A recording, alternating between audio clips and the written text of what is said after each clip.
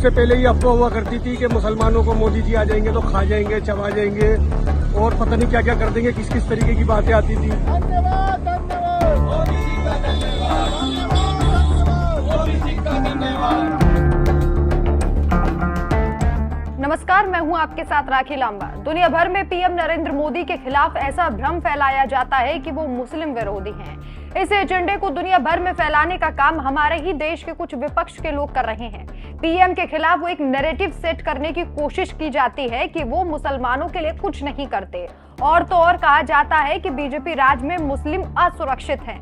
लेकिन ऐसे लोगों को खूब मुंहतोड़ जवाब भी मिल रहा है। प्रधानमंत्री नरेंद्र मोदी को अपने देश के मुस्लिम ही नहीं बल्कि दूसरे मुस्लिम देशों से भी प्यार और सम्मान मिलता है, जिससे कुछ तथाकथित मुसलमानों की कोशिशें विफल हो जाती हैं, जो पीएम नरेंद्र मोदी को बदनाम करने की कोशिश में जुटे हुए हैं।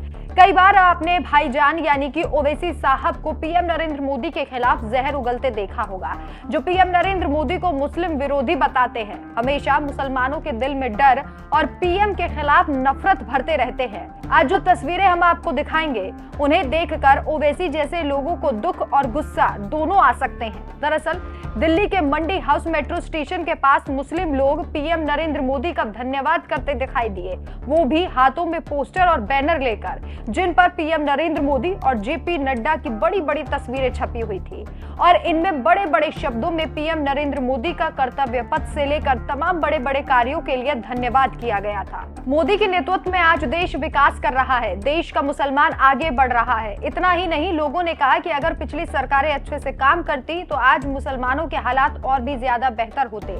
लेकिन पीएम नरेंद्र मोदी आज 24 घंटे लगातार मुसलमानों के लिए काम कर रहे हैं और फैसले ले रहे हैं। हम लोग जो यहाँ इकट्ठे हुए हैं वो प्रधानमंत्री जो सेवा सुशासन गरीब कल्याण के 9 साल बेमिसाल के अमृत काल में, और जो उन्होंने भारत के लोगों के लिए जो कार्यक्रम बनाए और अपना कर्तव्य मान के जमीन पे क्रियान्वित किया, उसके लिए धन्यवाद उन्हें दे रहे हैं। नरेंद्र मोदी जी ने जो बात कही, जो मैनिफेस्टो में भारतीय जनता पार्टी के था, सरकार बनी, उसको जमीन पे उतारा है। इसलिए आज हम सारे के सारे तमाम इस लुटियन जोन के 17 सर्कल पे खड़े हैं और प्रधानमंत्री को धन्यवाद कह रहे हैं, इसलिए कि लोगों को भी हमारे माध्यम से पता चले कि हम राजपथ से कर्तव्य पथ की ओर बढ़ गए। हमें नया संसद भवन मिला। हम आजादी के बाद पहली बार शुद्ध संपूर्ण रूप का जो स्वदेशी संसद एक तरीके से बन के तैयार हुआ, इसके लिए धन्यवाद करते हैं। हम कर्तव्य पथ पे चलते हैं तो गर्व से हमारा सीना चौड़ा हो जाता है, इसके लिए उनको धन्यवाद करते हैं। दिल्ली में ईस्टर्न वेस्टर्न पेरिफेरियल्स बना के निजात दिलाया जाम से, इसके लिए प्रधानमंत्री को हम धन्यवाद करते हैं। हमने प्रगति मैदान में टनल बना के बनाया प्रधानमंत्री, इसके लिए धन्यवाद करते हैं। हमारे लिए सुरक्षा का इतना बड़ा व्यवस्था बनाया, इसके लिए धन्यवाद करते हैं। Thank you Narendra Modi. My name is N Bashir Ahmed. मैं भारतीय जनता पार्टी से दिल्ली प्रदेश की कार्यकारिणी समिति में हूं और मोदी जी को लाइक करता हूं। और जब से मोदी जी आए उसके बाद ही मैंने भारतीय जनता पार्टी ज्वाइन की है। उससे पहले ही अफवाह हुआ करती थी कि मुसलमानों को मोदी जी आ जाएंगे तो खा जाएंगे, चबा जाएंगे और पता नहीं क्या क्या कर देंगे, किस किस तरीके की बातें आती थी। लेकिन अब 9 साल हो चुके हैं और मोदी जी ने मुसलमानों के लिए क्या किया है ये हम सब देख ही रहे हैं और इससे हम लोगों को और प्रोत्साहन मिल रहा है और हम मोदी जी के पूरी तरीके से साथ है, कंधे से कंधा मिलाकर और मरते दम तक। भारत माता की जय। यहाँ मौजूद लोगों ने बताया कि कैसे पीएम नरेंद्र मोदी ने देश के मुसलमानों के लिए काम किया है, लेकिन कुछ लोग हैं जो उन्हें बदनाम करने की कोशिश कर रहे हैं।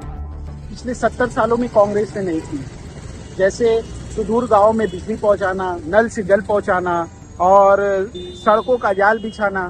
तो ये कश्मीर से कन्याकुमारी तक जो विकास के कार्य हुए हैं ना, हम ये पोस्टर के माध्यम से वो बताने की कोशिश कर रहे हैं कि अगर ये कांग्रेस कार्य करती तो आज मोदी जी को इतनी मेहनत नहीं करनी पड़ती। वो 24-24 घंटे काम कर रहे हैं, देश से लेकर विदेश तक हमारे देश का डंका बज रहा है और बड़े बड़े देश हमारे मोदी जी को बॉस बोल रहे हैं। अमेरिका तक, जो अमेरिका उन्हें वीजा नहीं देता था, आज उनका सम्मान कर रहा है अपने भवन में बुला के, राष्ट्रपति भवन में बुला के। तो ये मोदी जी के नेतृत्व का असर है कि देश से नहीं पूरे विदेश में हमारा डंका बज रहा है हमारे देश का।